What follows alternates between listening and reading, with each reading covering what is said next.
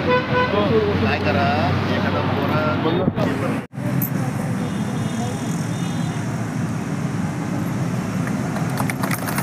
छत्रपती शिवाजी महाराजांचा, डॉक्टर बाबासाहेब आंबेडकरांचा, डॉक्टर बाबासाहेब आंबेडकरांचा, छत्रपती शिवाजी महाराजांचा.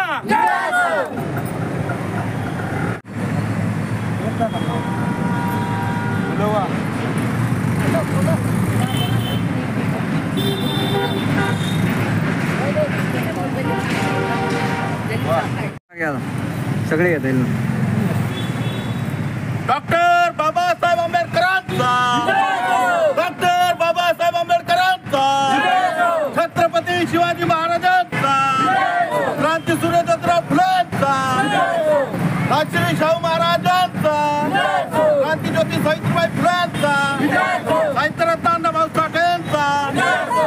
गायरान आमच्या हक्काचं, गायरान आमच्या हक्काचं, डॉक्टर बाबासाहेब आंबेडकरांचा, छत्रपती शिवाजी महाराजांचा, छत्रपती शाहू महाराजांचा.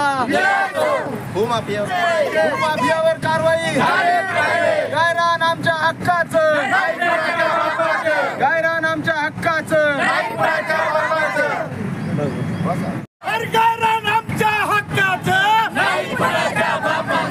गायरान आमच्या हक्काचं, गायरान आपल्या हक्काचं. डॉक्टर बाबासाहेब आंबेडकरांचा, छत्रपती शिवाजी महाराजांचा, गायरान आमच्या हक्काचं, नाही कुणाच्या बापाचं, गायरान आमच्या हक्काचं. नाही कुणाच्या बापाचं.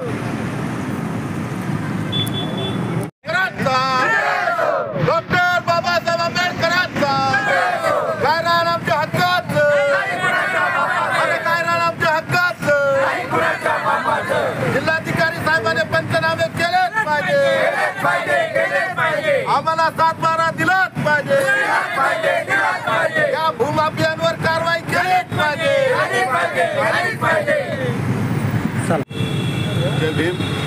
मी doctor Deepak Namdev Khillare, Secular Republican Federation of India या सामाजिक संघटनेचा अध्यक्ष.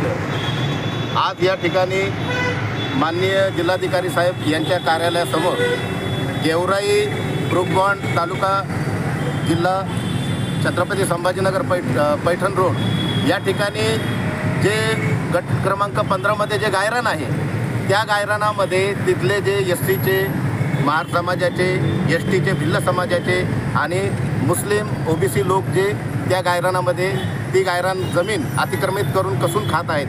त्या गायरान जमिनीतून मागील कितीतरी दिवसापासून तिथून मुरुम आणि सरकारी गौण खनिजांचा तिथून उपसा होत आहे. आणि या सगळ्या गोष्टी संबंधित चिकलठाणा पोलीस स्टेशनला लोक जाऊन तिथं तक्रार करतात, परंतु तिथे त्या पोलीसवाले कोणी दाद देत नाही, त्यांना हाकलून लावतात. आता 2-4 दिवसापूर्वी एक तक्रार तिथे दाखल झालेली आहे. एसटी समाजाची, भिल्ल समाजाची महिला तिथं अर्ध वावर पूर्ण खोदून काढलेले, पूर्ण खड्डे केलेले आहेत, परंतु तिथला जो PI आहे त्याने फक्त एक थातूरमातूर तक्रार घेतलेली आहे. तर त्या गावातील ज्या लोकांकडे JCP, हायवा, ट्रॅक्टर आणि हे खोदकामाचं साहित्य आहे ते त्याने अजून जप्त का नाही केलं? त्या परिसरातील जे भूमाफी आहेत त्यांना त्याने अजून अटक का नाही केली? त्याने जे सरकारी गौण खनिजांचा जे उपसा करतात ते जे कलम आहेत ते त्याच्यामध्ये का नाही टाकले? हा आमचा सवाल आहे. त्यानंतर SC STच्या लोकांचं जे सगळे गायरान खोदलेलं आहे त्यांनी तिथे अॅट्रॉसिटीचे गुन्हे त्यांच्यावर का दाखल केलेले नाहीत? हा आमचा प्रश्न आहे आणि तो प्रश्न घेऊन आम्ही माननीय जिल्हाधिकारी साहेबांकडे आलेलो आहे. त्यानंतर दुसरा भाग असा आहे की या गायरानामध्ये बऱ्याच लोकांचे, SCच्या लोकांचे 7/12 आहेत. काही लोकांकडे काही प्रूफ आहेत, काही लोक हे 7/12साठी झगडत आहेत, परंतु हा मुद्दा कोर्टात चालू असल्यामुळे आम्ही सन 2022ला मान्य अस्तिककुमार पांडे साहेबांच्या जेव्हा कार्यकाळ होता तेव्हा आम्ही इथे आमरण उपोषण केलं होतं आणि त्यांनी आम्हाला सांगितलं होतं की हे न्यायालयामध्ये आहे. पण आता ते जरी न्यायालयामध्ये असेल तर मग आता हे कोल्या कुत्र्याला खाऊ द्यायचं का? तर मग हे जे भूमिहीन लोक आहेत, जे भुकेनंगे लोक आहेत, यांचा जो अधिकार आहे तो जर हे कोले कुत्रे चोर, भामटे, लुटारू जर चोरून खात असतील तर यांना काय राहणार आहे? यांच्या पिढ्या बर्बाद होणार आहेत, उद्ध्वस्त होणार आहेत. मग म्हणून आम्ही माननीय जिल्हाधिकारी साहेबांकडे या ठिकाणी आम्ही बसलेलो आहोत की आता याच्यामध्ये आपण भूमिका घ्या, आम्हाला आधार द्या, या लोकांना आधार द्या, यांचे पंचनामे करा आणि जे हे भूमाफिया संबंधित त्या लोकांवरती जेवढे कलम बसवता येतील तेवढे कलम बसवून त्यांचे जेवढे संसाधन आहेत तेवढे तुम्ही जप्त करा. हे जे उपोषण आहे हे उपोषण माननीय आयुष्यमान प्रमोदजी थोरात आणि आयुष्यमान अशोकभाई गायकवाड यांच्या नेतृत्वाखाली येथे संपन्न होत आहे. यांनी जिल्हाधिकारी साहेब असतील, पोलीस स्टेशन असेल, SP ऑफिस असेल, CP ऑफिस असेल, यांना सगळ्यांना पुरावेही दिलेले आहेत, फोटोही दिलेले आहेत. कुणी कुठून मुरुम उपसला, किती खड्डे पडलेले आहेत, कुठे तो मुरुम पडलेला आहे, हे सगळं तिथे स्पष्ट झालेलं आहे. मग यामध्ये आता प्रशासनाने भूमिका घ्यावी आणि या सगळ्या प्रकारामध्ये जे पोलीस कर्मचारी असतील, प्रशासकीय अधिकारी असतील, महसूल खात्यातील कोणी असतील, हे जर ह्या भूमाफियांना, या चोर लुटारूंना जर मदत करत असतील, साथ देत असतील, यांचं जर काही लागेबांधे असतील तर ते सुद्धा स्पष्ट झालं पाहिजे. साहेबांनी याचा छडा लावावा आणि या संबंधित सर्व लोकांवर कारवाई करावी.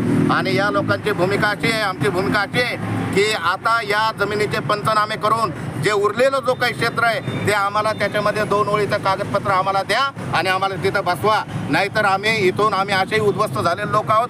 आता आम्हाला जगण्याचे काही साधनं उरलेले नाहीत. आम्ही याच ठिकाणी जिल्हाधिकारी साहेबांच्या समोर आमचा जीव गेला तरी चालेल, ही आमची भूमिका. तुमच्या पुढच्या मागण्या मान्य झाल्या तर काय राहील भूमिका? भूमिका काय? आता या ठिकाणी 5 ते 7 लोक प्रतिनिधी स्वरूपात उपोषण करणार आहेत.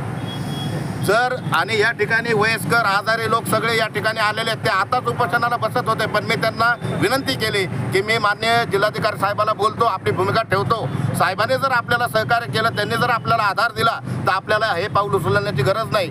परंतु जर हे झालं नाही तर हे सगळे म्हातारे कोतारे, वयस्कर, हे सगळे लोक, हे जीवावर उदार झालेले लोक आहेत, हे सगळे आमरण उपोषण असेल किंवा अजून जे काय असेल ते त्यांच्या पद्धतीने ते सांगतील. आणि ते जंग बांधून आलेले आहेत, असं ठरवून आलेले आहेत की यावेळेस साहेबाकडून काहीतरी आपल्याला आधार घेऊन आणि या चोर, भामटे, लुटारूंवरती कारवाई करून इथून उठायचं, त्याच्याशिवाय इथून आम्ही उठणार नाही. या निमित्ताने जिल्हाधिकारी साहेबांना काय आवाहन करणार तुम्ही? या निमित्ताने जिल्हाधिकारी साहेबांना मी असं आवाहन करेन की जरी गायरानाचा जो विषय, संपूर्ण महाराष्ट्रातल्या गायरानाचा विषय जरी न्यायालयामध्ये प्रलंबित असेल तरी पण आपण विशेष अधिकारामध्ये आणि सरकार दरबारी आमची भूमिका ठेवून आणि या लोकांवरती जो अन्याय होतो, SC STच्या, OBCच्या, अल्पसंख्याकांवरती जो अन्याय होतो, त्यांना जे ह्या जमिनी मिळत नाहीत, तर याच्यामध्ये आपण आपल्या स्पेशल अधिकारामध्ये यांचे पंचनामे करावेत, यांच्या एकीला नोंद घ्यावीत आणि बाकी तुमचा निर्णय आल्याच्या नंतर 7/12चा निर्णय नंतर झाला तरी चालेल. परंतु यांना काहीतरी 2 ओळीचे कागद आपण द्या आणि यांना तिथे बसवा सन्मानाने. आणि त्यांच्या हक्क मारणारे जे जातीवादी, मनुवादी जे भामटे आहेत त्यांना ताबडतोब तुम्ही गदाआड तुम्ही घाला. माझं नाव प्रमोद थोरात आहे. मी सेक्युलर रिपब्लिकन फेडरेशन ऑफ इंडियाचा प्रदेश उपाध्यक्ष म्हणून काम करतो आहे. आणि हे जे उपोषण आम्ही लावलं आहे, जवळजवळ 20 वर्षापासून आम्ही या गायरान जमिनीसाठी संघर्ष करतो. पण संघर्ष करून देखील आम्हाला तिथं न्याय मिळत नाही. काही काळापूर्वी त्या ठिकाणी तिथला मुरुम उपसून नेण्याचं काम केलं. आम्ही त्यांना भांडलो, आमच्या म्हाताऱ्या माणसावर त्यांनी हात उचलायचा प्रयत्न केला आणि ज्यावेळेस आम्ही सर्व त्यांना बोललो तर त्यांनी आम्हाला जीव मारण्याच्या धमक्या दिल्या. तुमच्यासारख्या मारामार काही होत नाही. दुसरा मुद्दा असा आहे की तिथं जे सरपंच पती आहेत त्यांच्याकडे 2-2 JCB आहेत आणि ते रात्रभर अशा टोटल 5 JCB त्या ठिकाणी चालवतात. कालही माझ्या गाडीच्या मागे त्यांनी गाडी लावली होती की आपण याला संपून टाकू, हा जास्त पुढं करतो. परंतु पोलीस स्टेशनला गेल्यावर सुद्धा आम्हाला न्याय मिळत नाही. तो न्याय मागण्यासाठी आज आम्ही या कलेक्टर ऑफिस समोर उपोषणाला बसलेलो आहे.